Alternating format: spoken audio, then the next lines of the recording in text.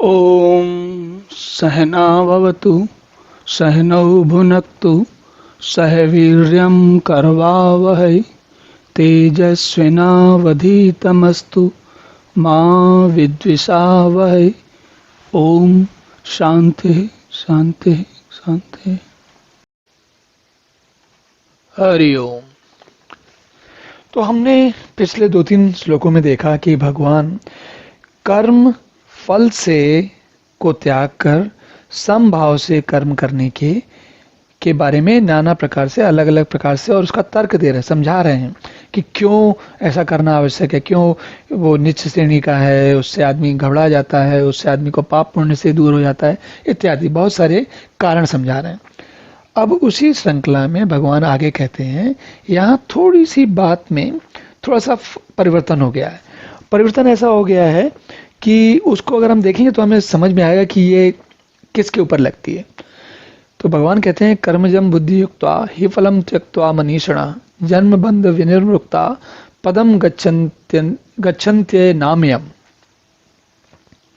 क्या मतलब हुआ? तो देखिए, कर्मजम बुद्धि युक्ता, सम बुद्धि से युक्त जो कर्म है वो मनीषिणा मतलब ज्ञानी लोग जो हैं वो उसको त्याग देते हैं। तो कर्मों के कारण, कर्म जब आप सकाम कर्म नहीं करते, समबुद्धि से काम करते हैं, तो कर्म से उत्पन्न वाले फल को त्याग कर देते हैं। मतलब अगर हम अपना पिछला उदाहरण लेके जाएं जिसमें हम नौकरी ढूंढ रहे थे, तो हम क्या कहेंगे कि हम नौकरी त्याग देंगे?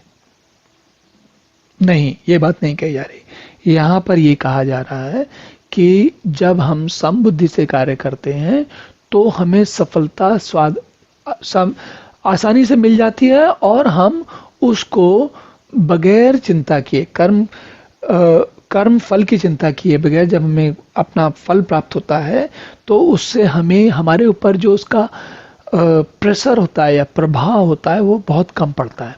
कैसा? तो सोच के देखिए, अगर कोई व्यक्ति है, उसी कॉलेज में पढ़ने वाला लड़का है, लड़की है, जिसने अच्छी तैयारी की और किसी कारण से उसे चिंता नहीं हुई, उसका स्वभाव चिंता करने का नहीं है ना, और उसने रिटन एग्जाम पास कर लिया और जाके इंटरव्यू भी दे दिया और उसके मन में, बुद्धि में ये विचार आए ही नहीं कि मुझे सफलता मिलेगी कि नहीं मिलेगी। ऐसा हो सकता है, ऐसा भी होता है, कई लोगों के साथ ऐसा होता है, ऐसा नहीं है। उस आयु में कई बार ऐसा भी होता है, हम उतनी गंभीरता से हर चीज के बारे में वो ऐसा होगा तो वैसा होगा, वैसा होगा तो वैसा होगा, ऐसे विचारों में नहीं पड़ते। 20-22 साल, 23 साल की उम्र याद करिए आप, हम लोग कितनी बार कितनी चीजों को कितने विभिन्न कोणों से सोचते थे, नहीं सोचते थे। तो ऐसा बहुत से लोगों के साथ हो सकता है कि वो उनका समत्व भाव हो जाए लेकिन उनको मालूम नहीं कि वो समत्व भाव कैसे हुआ। पर यहाँ बात समझने की ये है, अगर आपने ये साधन, ये बात समझ ली कि समबुद्धि से काम करेंगे तो कर्मों के फल में आपकी आसक्ति नहीं रहेगी। कर्मों के फल में जब आपकी आसक्ति नहीं रहेगी या नहीं रही, दोनों स्थितियां हैं। आपने समत्व भाव में पहुंच गए तब कर्म फलों में आसक्ति त्याग दी, जो कि अपने आप अनायास हो गया। और दूसरा ऐसा भी हो सकता है कि आपने इस कर्म फल में आसक्ति छोड़ दी और फिर फल प्राप्त किया। तो लेकिन जो अंतिम उत्तर है वो एक ही है। क्या है? कि इस प्रकार की जीवन जीने वाला व्यक्ति, सोच के देखिए, जिसको जो कुछ भी मिलता है वो सहज भाव से ग्रहण कर लेता है और आगे बढ़ता जाता है। आपने ऐसे लोग जीवन में देखे होंगे, आपने कभी कभी अपने मित्र देखे होंगे।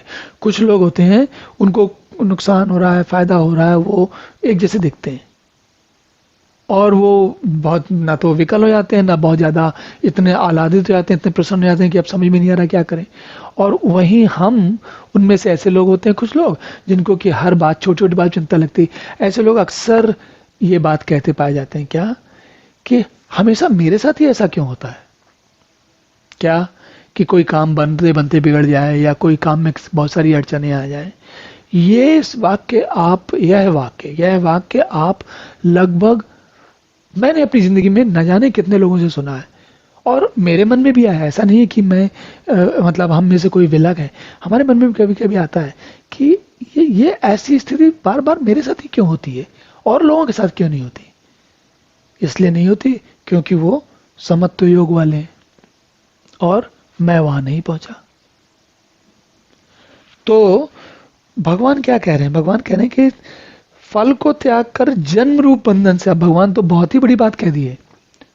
वो तो ये कह रहे हैं कि इस जीवन में जो आराम है वो तो है ही है, आगे के जन्म भी मिलेंगे नहीं, क्योंकि आपने कर्म में फल में कोई आसक्ति नहीं है। और इसको हम थोड़ा और आगे विवरण में, डिटेल में, गहराई में समझेंगे कि कैसे कर्म फल को त्यागने से अगले जन्मों से मुक्ति मिलती है। ये एक बड़ा आनंददायी और बहुत ही सुखी करने वाला प्रश्न है। इसलिए इसके बारे में ठहर के, इत्मीनान से, पूरे मजे लेकर, पूरा आनंद लेकर इसके बारे में बार बार बात की जाएगी। क्योंकि ये जो नौकरी है या जीवन है या बच्चे हैं या प्रमोशन है या बहुत करोड़ों रुपए डॉलर हैं, उनकी बात तो अपनी जगह है। परम पद इन सबसे बहुत आगे, और वो भी निर्विकार परम पद। आहा, क्या बात। चलिए अब अगला श्लोक देखते हैं। ओम पूर्णमदः पूर्णमिदं पूर्णात् पूर्णमुदच्यते पूर्णस्य पूर्णमादाय पूर्णमेवावशिष्यते। ओम शांति शांति शांति।